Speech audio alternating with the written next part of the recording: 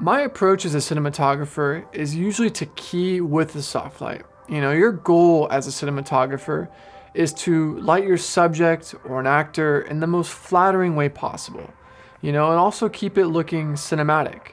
If you look at most movies, much like I did growing up, there tends to be a trend to make your subject, your actor, your star, your artist look good.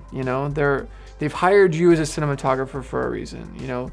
They're kind of leaning on your expertise to make them look good. So soft light is a great way to go about that. Soft light is usually, in most instances, used as your source for key, and usually fill is a soft return. You're using basically a bounce, which is the softest light possible, and you're just sort of sending some of that back. So usually the whole front side of your subject, the key and the fill, are inherently very soft. It's important to understand what makes soft light, like how do you achieve it? Sure, there are different rags, grids, silks, and diffusion. Every DP is gonna have their favorite, but at the end of the day, it's not the fabric or diffusion itself, but the size. This was something that I really did not know for a while. I just thought, oh, okay, well, if we want it soft, just put a layer of diffusion, but I was not really understanding why it was soft. The why comes from the size. If something is bigger, it is going to be softer. If you are going to key me right here, the light will appear softer if it was being sent through a 12 by 12 frame of diffusion versus a 4 by 4 frame of diffusion. So if you just took a 1 by 1 light panel and shined it right at my face, it would appear very harsh. 1 feet by 1 feet is pretty small. But if you actually were to put that 1 by 1 light panel and send it through a 4 by 4 frame, now your light source is 4 feet big. The larger it is, it has a better chance at wrapping around and appearing softer, getting rid of harsh shadows. And then beyond that, if you took that 1 by 1 light panel and sent it through a 12 by 12 frame of diffusion, it's gonna feel incredibly soft. So to recap, the bigger the source, the softer it is. And sure, your strength and thickness of fabric do play into it, but ultimately understanding that bigger is better for achieving soft light is a great place to start.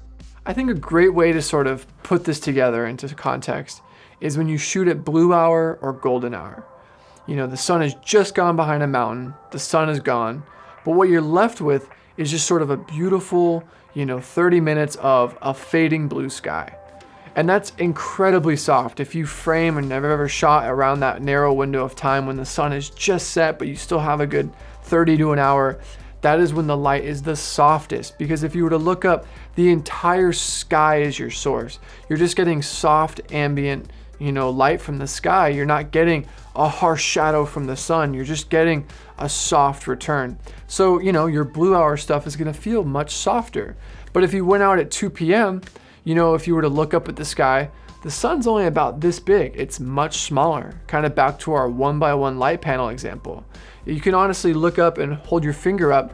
The sun in relation to you is about the size of your fingernail. So that's a very small source, very bright source, but very small, So, being able to diffuse that and put that through diffusion, or in our example, if the sun was gone and you're just dealing with the entire sky as your source of light, it's gonna be much softer.